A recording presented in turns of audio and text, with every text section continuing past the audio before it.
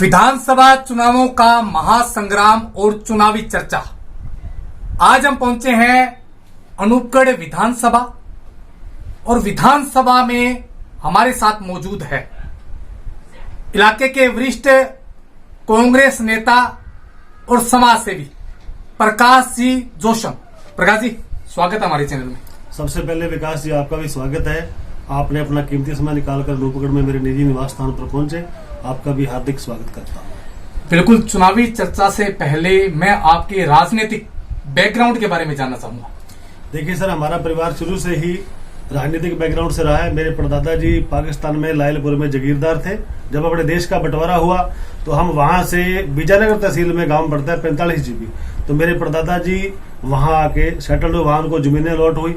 आगे मेरे दादाजी और 2 भाई थे, तो यहाँ आते ही उन्होंने जब शुरू में जब कांग्रेस राज की स्थापना हुई थी, जब राजतंत्र के खिलाफ पोलिंग हुई थी बीकानेर में, तो बीकानेर में हमारे दादाजी बताया करते थे, हमारे परदादा जी और उनके साथ कुछ इधर जीबी एरिया के लोग वहां बीकानेर में मतदान करने गए थे राजतंत्र के खिलाफ। बिल्कुल। और तब से हमारा परिवार कांग्रेस से जुड़ा हुआ है। उसके बाद में विजय लक्ष्मी जी विधायक रहे, मनफूल जी विधायक रहे, और उसके पश्चात मंत्री जी जब से विधायक हैं, अब आगे इंदौरा जी हैं। तो कुल मिला के हमारा परिवार जब से हम पाकिस्तान से हैं लगातार कांग्रेस पार्टी से जुड़ा हुआ है और बिना पद की लालसा किए। देखो, हमारे परिवार में आज तक किसी ने भी पार्टी में कोई पद नहीं लिया, लेकिन निस्वार्थ विजयनगर में भी हमारे समाज का कांग्रेस परिवार में एक नाम है। और अनूपगढ़ में भी, जैसे मैं 15 मई 1999 में अनूपगढ़ में आके सेटल हो गया था, तब से लगातार मैं कांग्रेस के साथ कार्य कर रहा हूँ। कांग्रेस में जो भी प्रत्याशी विधानसभा में टिकट लाते हैं, प्रधान की टिकट लाते हैं, जिला प्रमुख लाते हैं, मैं उनकी तन मन धन से सेवा भी करता हूं और उनके जो इलाके में जाकर मदद भी करता हूं और वोटरों को प्रेरित भी करता हूं और कांग्रेस की रीति के बारे में बताता हूं और किस प्रकार कांग्रेस एक आम आदमी की पार्टी है। आम आदमी की पार्टी ऐसे है, देखो, कांग्रेस सबसे मूलभूत जरूरत होती है चिकित्सा और शिक्षा और पेयजल और स्वास्थ्य। और कांग्रेस का सबसे पहला प्रयास ये रहता है कि हम आम आदमी की जो जरूरतें पूरा करें, जैसे कि पानी की, पीने के पानी की जरूरत है, खाद्य सामग्री की जरूरत है और खेती की जरूरत है, जितनी भी हर प्रकार की जो कांग्रेस जरूरत करती है। इसलिए मैं वोटरों को प्रेरित करता हूं कि आम आदमी की पार्टी, आप इससे जुड़ो, कांग्रेस को मजबूत करें। और यहां तक कि वोटर कहना मानते भी और कांग्रेस पार्टी के पक्ष में मतदान करने के लिए तैयार भी होते और करते भी और पार्टी को मजबूत भी करते हैं। बिल्कुल है। बात की जाए, आप लगातार समाज सेवा भी कर रहे हैं और लंबे अरसे से आप कांग्रेस पार्टी से जुड़े हुए हैं, आपके परिवार भी पूरा कांग्रेस पार्टी से जुड़ा हुआ है। बात की जाए भारतीय जनता पार्टी, इन दिनों योजनाओं का पिटारा केंद्र सरकार कर रही है और इसके साथ साथ धरातल पर आज अनूपगढ़ विधानसभा की बात की जाए तो संतोष बावरी जो भाजपा विधायक है, क्या कहेंगे? देखिए सर, आज अपने बात कर रहे हैं राजस्थान विधानसभा चुनाव के बारे में।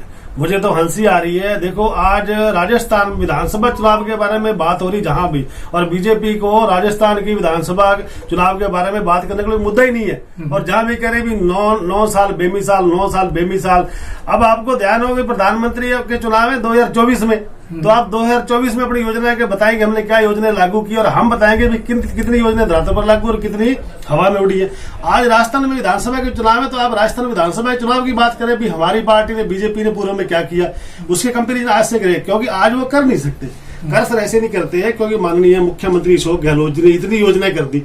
मेरे ख्याल में लगभग 70+ प्रकार की योजना लागू कर दी है और धरातल पर लागू कर दी और लोगों को लाभ भी मिल रहा है। अब उनको कुछ मांगने के लिए बचा ही नहीं है। लेकिन इसलिए भाजपा के द्वारा जन आक्रोश यात्रा भी निकाली गई और इसके साथ साथ कह रहे हैं कि जो दावे किए जा रहे हैं, घोषणाएं की जा रही है, ये कहीं ना कहीं खोखले साबित हो रहे हैं। इसको लेकर क्या कहेंगे सर आप? बिल्कुल, जन आक्रोश यात्रा भाजपा के द्वारा निकाली गई, लेकिन उस यात्रा में जन आक्रोश जनता ने भाजपा पर निकाला है। बिल्कुल वो जन आक्रोश यात्रा फ्लॉप हुई है। उसमें आप देखना चाहे वीडियो उठाकर देख लो, पुरानी जितनी भी वीडियो जब इन्होंने जन आक्रोश यात्रा निकाली है ना, उसमें जो इनके मूल पार्टी के जुड़े हुए कार्यकर्ता है, जो पार्टी के पदों पर बैठे केवल वही आते थे जिंदाबाद करने के लिए, अंधभक्तों के रूप में वहां आते हैं और वो किसी को गलत नहीं कह सकते और वही लोग आते हैं। आम जनता नहीं आती। तो आम जनता नहीं आने का मतलब आम जनता का भाजपा से बिल्कुल विश्वास उठ गया है और अब आम आदमी का जो विश्वास है वो गहलोत सरकार के ऊपर ही है, क्योंकि गहलोत सरकार ने इतना कुछ दे दिया है। बात फिर वही आती है, आदमी की मूलभूत 5 ही आवश्यकताएं हैं, 5 में मुख्यमंत्री ने कोई छोड़ा ही नहीं है जिसमें नहीं लाभ मिला। सबसे बात करता हूं मैं चिकित्सा की। चिकित्सा में करें सर, तो पूर्व में भाजपा सरकार ने भामाशाह योजना लागू की थी। पूर्व में और भी सरकारें, आपको ताज्जुब होगा, जो भी सरकारें योजना लागू करती है या तो लाभ मिलता है गरीब को या मिलता है अमीर को। और आप देखोगे कि देश चलाने में मध्यम वर्गीय लोग सबसे बड़ा टैक्स अदा करते हैं और कोई ऐसी योजना नहीं बनी कि मध्यम वर्गीय को लाभ मिले। हमारी कांग्रेस पार्टी के मुखिया की सोच देखो, आज तक जब से ये राजतंत्र खत्म होकर जो है लोकतंत्र शुरू हुआ है, पहली ऐसी योजना बनी है जिसमें गरीब से लेकर अमीर और मध्यम वर्ग सबको लाभ मिलता है। कैसे मिलता है? अब चिरंजीवी योजना की बात करें, जो गरीब व्यक्ति है, बीपीएल व्यक्ति है, उसका बिना किसी प्रीमियम पे किए उसका चिरंजीवी स्वास्थ्य बीमा होता है, जिसमें 25 लाख रुपए तक की तो उसको चिकित्सा सुविधा दी जाती है। अब उसके परिवार में मान लो कोई एक्सीडेंट हो गया, डेथ हो जाती है, तो बिना प्रीमियम के बीपीएल को 10 लाख रुपए का डेथ क्लेम दिया जाता है। देखो मुख्यमंत्री जी की सोच देखो, वो बहुत ही विद्वान है, उम्र में भी बहुत बड़े हैं, तो उन्होंने देखो कोई भी आदमी परिवार में जाता है उसकी भरपाई हम नहीं कर सकते। वो भगवान की देखो, भगवान की इच्छा है, भगवान किसी परिवार के साथ क्या करता है वो हमको मानना पड़ता है। लेकिन कांग्रेस सरकार उस समय परिवार के साथ खड़ी होकर 10 लाख रुपए के रूप में उसकी आर्थिक सहायता देती है, तो 10 लाख रुपए बहुत बड़ी चीज है। अब बात करते हैं मध्यम वर्ग के। मध्यम वर्ग में चिरंजीवी योजना के रूप में पहली बार ऐसी योजना मिली जो कोई भी सरकार आज तक नहीं ला पाई, जो कांग्रेस सरकार लाई है। कैसे लाई है? 850 रुपए मध्यम वर्गीय परिवार का जो मुखिया वो बीमा करवाएगा। 850 रुपए के एवज में उसके परिवार में कोई भी सदस्य बीमार होता है तो 25 लाख रुपए तक का इलाज उसका फ्री होगा। बिल्कुल। और कोई डेथ क्लेम, उसमें कोई एक्सीडेंटल डेथ हो जाती है तो 10 लाख रुपए उसके परिवार को डेथ क्लेम मिलेंगे। और उसमें देखो जो अमीर है वो भी 850 रुपए पे करके अपना बीमा करे, वो भी लाभ ले सकता है। अब ताज्जुब करोगे, देखो कितने भी आप किसी हॉस्पिटल में चल जाओ, ये आंकड़े में एक झूठे आंकड़े नहीं है, ये जादुई आंकड़े। जादुई आंकड़े कैसे? आप किसी हॉस्पिटल में चले जाओ, वहां लिस्ट निकालो, मध्यम वर्गीय, गरीब लोग और संपन्न लोग सभी का बराबर इलाज हो रहा है चिरंजीवी स्वास्थ्य बीमा योजना में। उसके बाद सर आओ पालनहार योजना में। पालनहार योजना के जैसे आज ही डेट में, जैसे आज जिस दिन अपनी बाइट चल रही है, आज अनूपगढ़ में व्यापार मंडल में एक समारोह रूप हर राजस्थान में जिला स्तर पर जितने भी लाभार्थी देखो, जिसके परिवार का मुखिया चला जाता है, कमाने वाला चला जाता है, उसके आगे आंखों के अंधेरा छा जाता है, उसको कोई बात समझ नहीं आती मैं क्या करूं, तो ऐसी स्थिति में राज्य सरकार ने चलाई पालनहार योजना। पालनहार योजना में उसके बच्चों को पालन पोषण की कोई उसको चिंता नहीं रहती, खाने को अनाज, पढ़ाने के लिए शिक्षा फ्री, पेयजल की सुविधा, घर में जो उसके जो भी है मिनी किट की सुविधा, सब सुविधाएं सरकार मुहैया करा रही है। आज की डेट में सीधी राशि उनके खातों में हस्तांतरित की जाएगी। अब बात करें, फिर मेरे को करनी नहीं चाहिए कि 2024 में करेंगे। अब हमारे मुखिया जी जो कहते हैं भी राशि खातों में आएगी तो आएगी। अब जुमलेबाज प्रधानमंत्री जी ने कहा था 15 लाख खाते में आएगी, लेकिन आज तक नहीं पहुंचे। हमारे सीएम ने कहा आपके खाते में सीधे डाल रहा हूं तो 5 मिनट में खाते में राशि ट्रांसफर हो रही है। पूरब में जिस दिन यहाँ एक लाभार्थी उत्सव हुआ था कामधेनु बीमा योजना का, जिन लोगों को लंपी रोग से गाय चलेगी उनके 5 मिनट में तुरंत 40,000 रुपए की सब्सिडी उनके खाते में है सीधी। ये है कांग्रेस सरकार का राज, साफ सुथरा राज है। उसकी बात करें शिक्षा में देखो, मेरा भी मन करता है मेरा बच्चा अंग्रेजी मीडियम में पढ़े, एक मजदूर का भी मन करता है मेरा बच्चा अंग्रेजी माध्यम में पढ़े, क्योंकि अंग्रेजी क्या, मैं जैसे पेशे से टीचर रहा हूं, तो जब भी अंग्रेज लोग आए तो अंग्रेजों ने अपनी किताब में लिखा, मैं इंग्लिश लिटरेचर भी पढ़ी है, तो उसमें लिखा था कि when Indian government rolled out in India they were thinking all about what that English language is an international language, so every people who is live in India, English language understanding, reading and writing is much best। उसी रूप में सरकार ने सोचा कि जो अंग्रेजी भाषा, हमारी मूल भाषा तो है हिंदी भाषा, राष्ट्रीय भाषा है, लेकिन अंग्रेजी भाषा अंतर्राष्ट्रीय भाषा है। उसी के लिए मुख्यमंत्री की सोच देखो, शिक्षा मंत्री माननीय बीडी कल्ला की सोच देखो, जो भी राज्य सरकार के आईएएस अधिकारी देखो, आईएएस अधिकारी तो मुखिया के अनुसार ही कार्य करते हैं। मुखिया की सोच बड़ी होती है तो आईएएस अधिकारियों की सोच अपने आप बड़ी हो जाती है। तो उन्होंने सोचा कि एक गरीब आदमी का बच्चा भी अंतर्राष्ट्रीय भाषा सीखे। अब देखो, महात्मा गांधी अंग्रेजी माध्यम विद्यालय के रूप में प्रत्येक तहसील पर सरकार ने महात्मा गांधी अंग्रेजी विद्यालय खोल दिए और उनमें थ्रू मेरिट से एडमिशन हुआ है। प्रत्येक क्लास में 30 बच्चों का एडमिशन हुआ है, उसमें कोई गरीब नहीं, कोई अमीर नहीं, जो बच्चा मेरिट में आ गया वो अपना बच्चा अंग्रेजी माध्यम में पढ़ेगा, चाहे वो गरीब का हो, चाहे मध्यम वर्गीय हो, चाहे अमीर का हो। उसके बाद में मॉडल स्कूल में देखो भाई साहब, मॉडल स्कूल विद्यालय खोलने से पहले अनूपगढ़ की बात करें तो अनूपगढ़ में अंग्रेजी का जो प्राइवेट विद्यालय थे उन्हीं में लोग पढ़ते थे। आज की डेट में 80 सीटें प्रत्येक क्लास में मॉडल स्कूल में संचालित है और अपने मॉडल स्कूल ने पूरे राजस्थान में अपना नाम कमाया, ब्रांड के रूप में, शिक्षा के रूप में। दूसरी बात, मैं धन्यवाद देना चाहूंगा माननीय कुलदीप इंदौरा जी, जिला प्रमुख जी का। देखो, जिला प्रमुख जी, जो आदमी देखो काम करता है उसकी तारीफ करने में अपने को कोई गुरेज नहीं करना चाहिए। मैं पिछले 15 वर्षों से इस व्यक्ति को जानता हूँ। सबसे पहले तो ये बात है, इस बंदे के शक्ल पर मैंने गुस्सा आज तक नहीं देखा। कोई अपना चाहे पराया कोई बात कहते, आवेश में कहते, नहीं आवेश में कहे, वो हंस के टाल देते हैं और प्रत्येक समस्या को हल करते हैं। जब से कुलदीप इंदौरा जी आई, इनके मैं कामों की लिस्ट गिनाऊं तो एक रजिस्टर के एक पेज पर 24 लाइनें होती। मेरे ख्याल में एक पूरा रजिस्टर भर जितने काम इन्होंने सार्वजनिक कराए और व्यक्तिगत करवाए।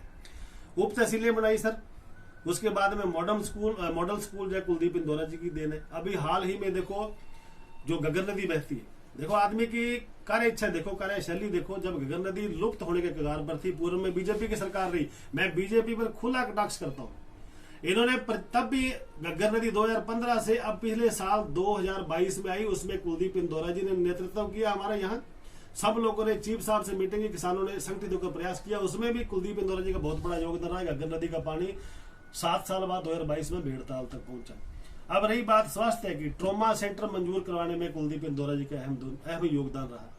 और कोई भी परेशानी होती किसी प्रकार की सार्वजनिक होती है, 6A की समस्या है ना, 6A की, और बीजेपी की सरकार रही है ना, तो आप 6A के अध्यक्ष से पूछ लेना, उनको गुमराह ही किया गया, यहाँ तक कि टेबल टास्क तक नहीं करवाएगी। अब जब जिला प्रमुख कुलदीप जिला प्रमुख बने, और हिमाचल में भी सरकार कांग्रेस की, राजस्थान में भी कांग्रेस की, और इसकी लगातार 3-4 हाईकमान की मीटिंगें जिला प्रमुख जी करवा चुके हैं। और 1100 मुरब्बे हैं जो 6A के, उनको भी उम्मीद जगी है। अब जिला प्रमुख जी जिस तरह अपना जिला बना, जिला बनने के बाद जब प्रथम बार पकड़ में आए तो 6A की कमेटी के जितने भी किसान हैं उनको एक उम्मीद जगी थी। उन्होंने सभी ने इकट्ठे होकर गुरुद्वारा सिंह सभा में प्रोग्राम किया और बड़ी ही दबंग आवाज में कहा कि इंदौरा जी हमें आपसे उम्मीद है। देखो उम्मीद किससे होती है? जो बंदा काम करवाता है। इंदौरा जी हमें आपसे उम्मीद है, आप हमारा नेतृत्व करिए और हमें अपनी जमीनों का मालिक बनाइए। तो इंदौरा जी ने यह कहा, मैंने तो पूर्व में भी किसी के व्यक्तिगत कार्य के लिए और ना ही किसी सार्वजनिक कार्य के लिए मैं पीछे हटाऊं, ना ही हटूंगा। मैं प्रयास करूंगा कि आपको 6A की खातेदारी भी दिलाऊं। सर बड़ी बड़ी सौगातें, बड़े बड़े पिटारे आपने खोल दिए हैं। घोषणाएं जो हुई है, या हमारा नुक्कड़ जो विधानसभा है वो जिले बनने की घोषणा भी हुई है, तमाम अधिकारी भी बैठने लगे हैं। बात की जाए, क्या इस बार जादूगर का जादू चलेगा फिर से? मैं सर सबसे पहले फिर आपको मैं भाजपा की खुली खिल्ली उड़ा रहा हूँ। कैसे उड़ा रहा हूँ? जिस दिन शाम को यहाँ जिला बनाने की घोषणा हुई तो कुछ बीजेपी के साथी हमारे, जो देखो हम राजनीतिक विचारधारा अपनी अलग अलग होती है, लेकिन कहीं ना कहीं तो बाजार में मिलते हैं, वो कहते ये तो मजाक है, कौन सा जिला बनना है, घोषणा कर दी कि जिला बने। तो जिस दिन यहाँ धड़ाधड़ अधिकारी लगने शुरू हो गए, सभी बीजेपी के जितने भी नेता हैं उनके मुंह में दही जम गया। मैं कहा बताइए भी। अब जिस दिन तुरंत यहाँ विशेष अधिकारी जी आगे, कल्पना अग्रवाल जी आए, उसके बाद तो मैं कहूँ किसी से पूछो भाई अब तो जी माहौल कांग्रेस का, अब तो जी माहौल कांग्रेस का है। रही बात गाँवों की, देखो मैं फील्ड वर्क करता हूँ। आप किसी गाँवों के 22 नाम तक बता सकता हूँ, किन किसानों के पास में जाता हूँ, किन आम आदमी के पास जाता हूँ। लोग एक ही बात कह रहे, क्या कह रहे बताओ? अब कल तो वोट में कांग्रेस ने देसिया, अब कल तो मैं वोट गहलोत जी ने देसिया। सबके जब पंजाबी समुदाय में जाऊं तो वो ऐद के यार अपने तो गहलोत का हक बनता ही है, भाई अपना जिला बनाया, अपना इतना कुछ देता। 74 GB गांव की बात करता हूँ, 74 GB की विद प्रमाण। जो मध्यम वर्गीय परिवार है तो वो घुटने अपने बदलवाने गए। चिरंजीवी स्वास्थ्य बीमा भाई साहब निःशुल्क घुटने रिप्लेस हुए उनको। मध्यम वर्गीय जिनकी 8 बीघे तक जमीन होती है वो आता है मध्यम वर्गीय में।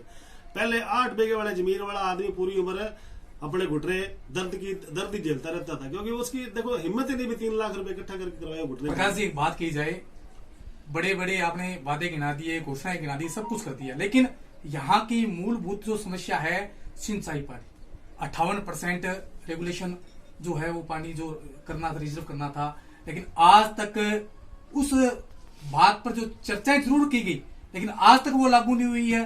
सरकार केंद्र में, सरकार जो स्टेट में है वो राजस्थान की है। यहाँ जिला प्रमुख कांग्रेस के हैं, नेता खूब जाते हैं वहां, लेकिन इन बातों पे चर्चा करने में काफी गुरेज करते हैं। इसको लेकर क्या कहेंगे आप? देखिए 2004 में जब पानी का आंदोलन हुआ था तब तो बात चली थी कि हमें 58% पानी रिजर्व किया जाए। यही किसानों की मांग थी। अजमेर जेल में समझौता भी हुआ था, लेकिन वो भी समझौते से भारतीय जनता पार्टी मुकर गई। पहले समझौता किया, किसानों पर गोलियां भी चलाई, हमारे 7 किसान शहीद भी किए, मुकर गई। उसके पश्चात अभी चाहे मैं आपको मेरी कॉल डिटेल निकाल के दिखा सकता हूँ। 4 दिन पहले जिला प्रमुख जी से मेरी बात हुई, रिकॉर्डिंग भी मेरे पास पड़ी है। मैंने कहा भाई साहब अब डैम में पानी लगभग हर साल बढ़ता है, हर साल बढ़ता है। 2004 में हम अपने 7 किसान खो चुके हैं, बड़ा नुकसान झेल चुके हैं। अब सीएम आप जिला प्रमुख भी हो, ऑल इंडिया कांग्रेस कमेटी में भी आपका बहुत मजबूत है हाथ है, और प्रियंका गांधी जी के भी नजदीक है, भाई साहब मुकुल वासनिक जी के भी नजदीक है, और राहुल गांधी जी के भी नजदीक है। तो आप केंद्र सरकार से भी थोड़ा प्रेशर डलवाएं, और अपने गहलोत जी मुखिया से भी उनके अच्छे संपर्क हैं।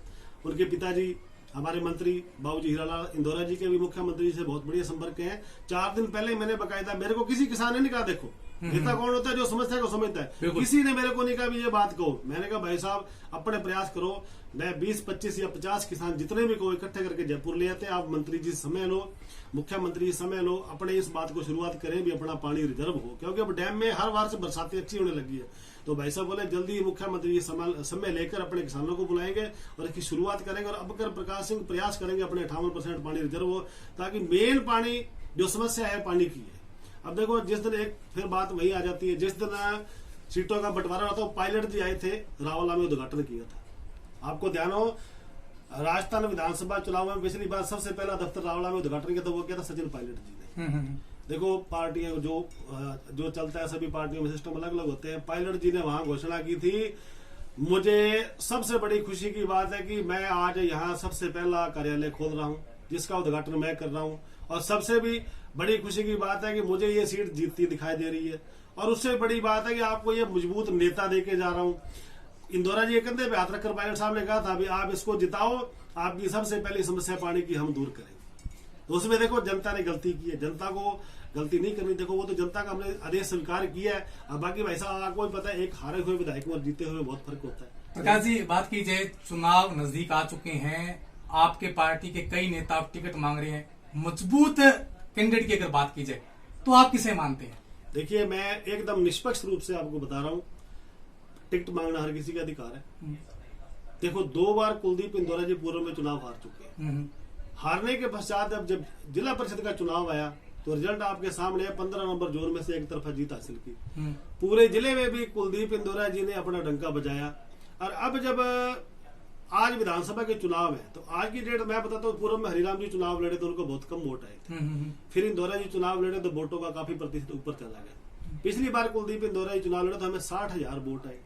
हम किन परिस्थितियों में नहीं जीत सके वो सबको पता है, और उस बातों में मैं नहीं जाना चाहूंगा। आज अगर देखा जाए तो कुलदीप इंदौरा जी ने जो पिछले 15 सालों से मेहनत की है, आज उनको भी उनका फल मिलने का समय आएगा। और जनता ने मन बना लिया भी कुलदीप इंदौरा ने जो मेहनत की है ना 15 साल में, अब की बार अपने उसको फल देंगे। मैं गाँवों में लोगों का, यहाँ तक कि विपक्ष वाले भी लोग कहते हैं, विपक्ष वाले लोग भी कई लोग ये स्वीकार कर रहे हैं कि जोशन जी मुझे लगता है, हमें लगता है कि सरकार तो कांग्रेस से रिपीट होगी।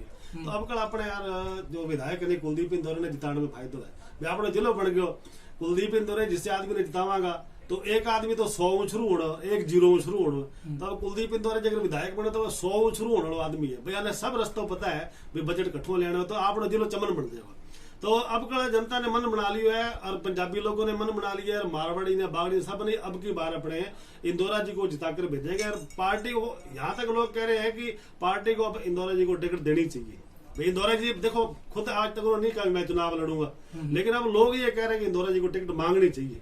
ये इंदौरा जी टिकट लड़े तो आज देखा जाए और भी देखो 5-4 कैंडिडेट और भी मांग रहे हैं, लेकिन आज की डेट में सबसे मजबूत दावेदार के रूप में देखा जाए तो कुलदीप इंदौरा जी है। कैसे है?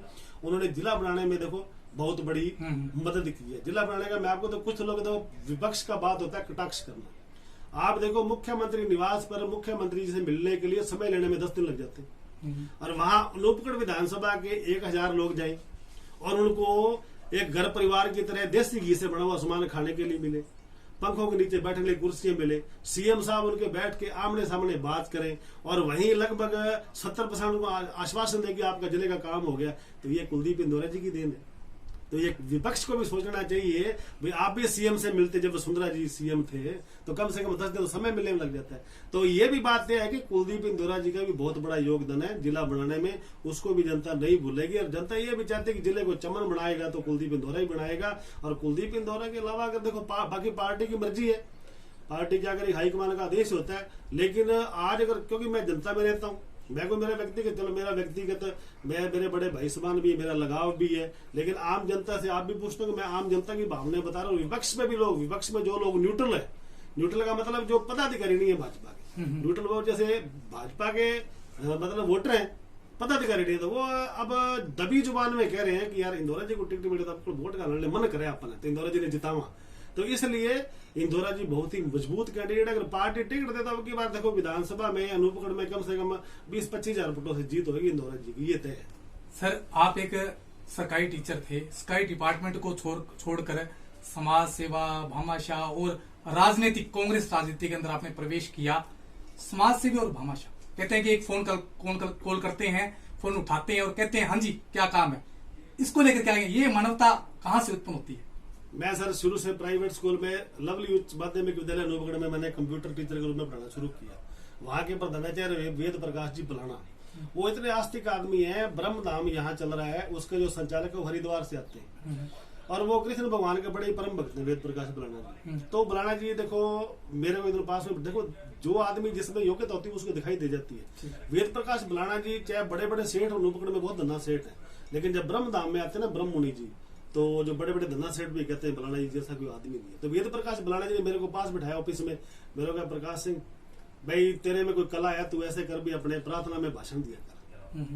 तो मैंने प्रार्थना में भाषण देना शुरू किया। तो वहां जैसे वेद प्रकाश बलाना जी अपने धार्मिक किस्से सुनाते थे कृष्ण भगवान के, और मैं सिख धर्म से था और मैं वहां धीरे धीरे सिख धर्म के किस्से सुनाए। बाद में जब हमारे दादाजी होते थे, दादाजी को हमारे जैसे सभी धर्मों का बहुत नॉलेज था, तो वो मैं जैसे जिसको पंजाबी में बातें बोलते, तो वो वैसी बातें मैंने इंसानियत के रूप में बच्चों को बतानी शुरू कर दी।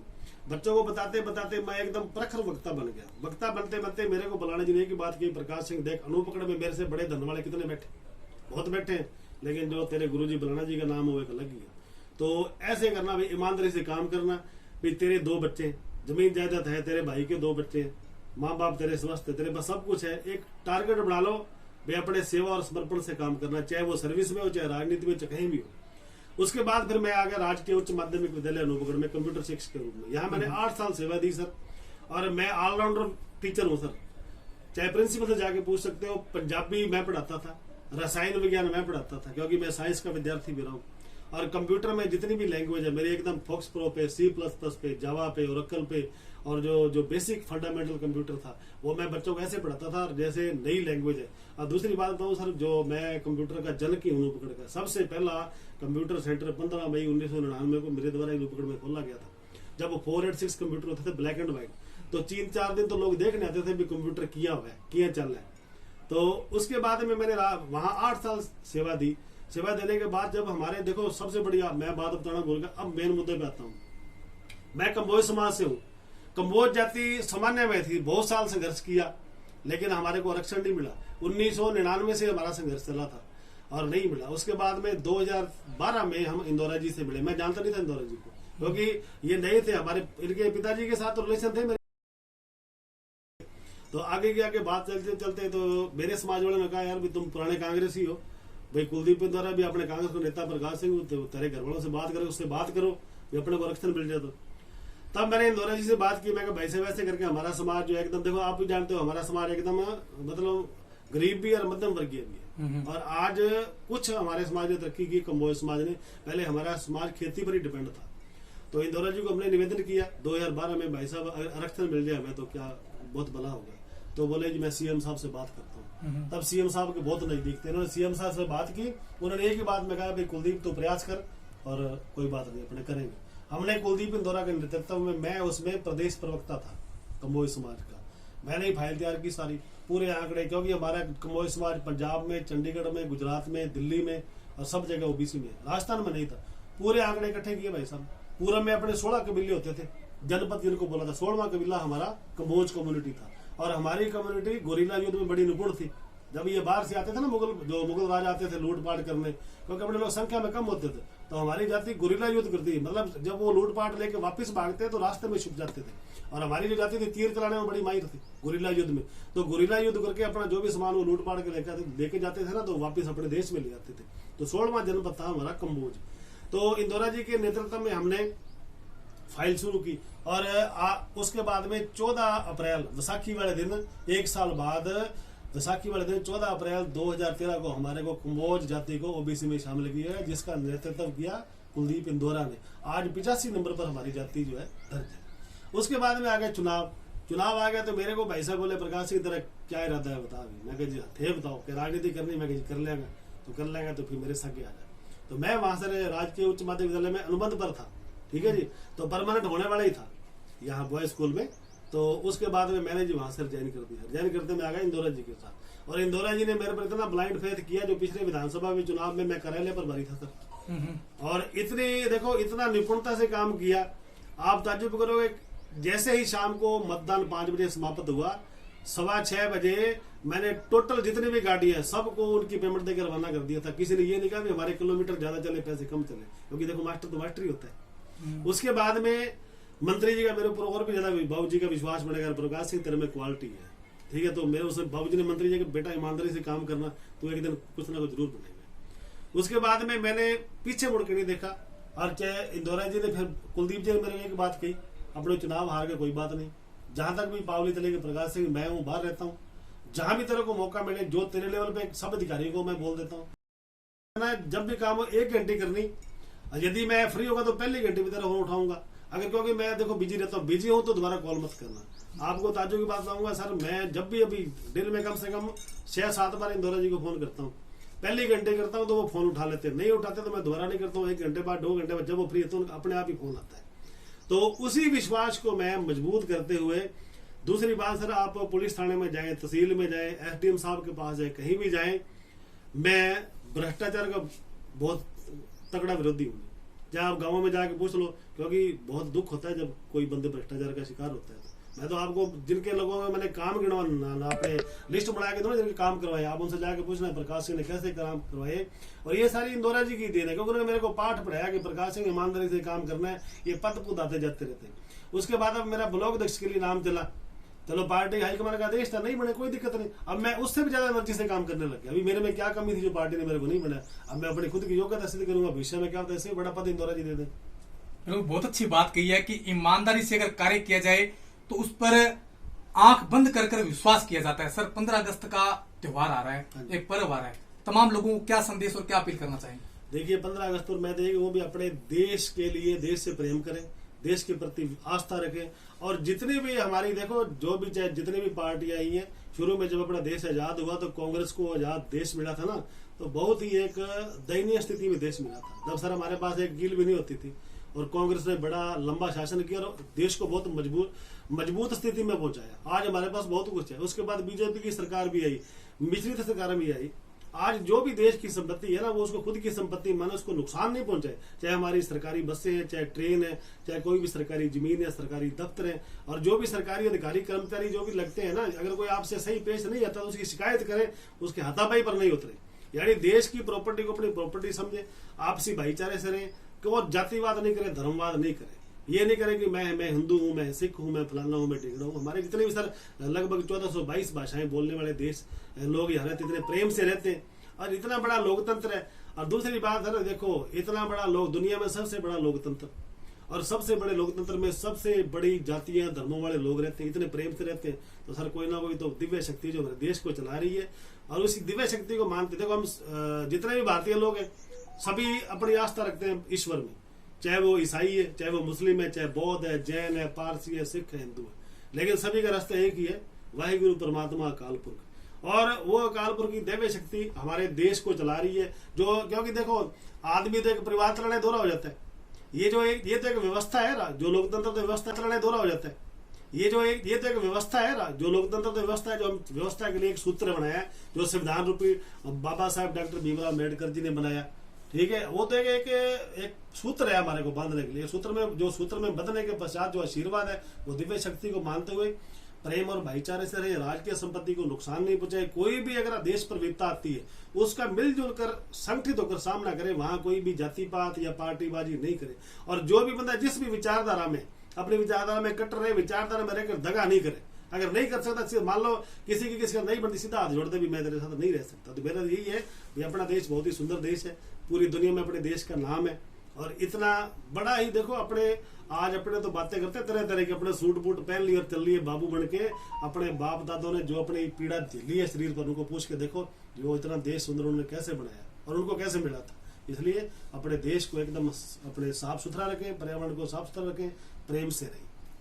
बिल्कुल, ये थे हमारे साथ प्रकाश जोशन जी, जो कांग्रेस के सक्रिय राजनेता हैं और लंबे अरसे से कांग्रेस से जुड़े हुए हैं, जिनका कहना है कि भाईचारा कायम रखें और सत्य के मार्ग पर और ईमानदारी के मार्ग पर चले, ताकि देश का विकास हो। और वहीं विधानसभा चुनावों को लेकर इन्होंने कहा है कि जादूगर मुख्यमंत्री अशोक गहलोत का फिर से जादू चलेगा, और इस बार राजस्थान के अंदर कांग्रेस की सरकार फिर से रिपीट होगी।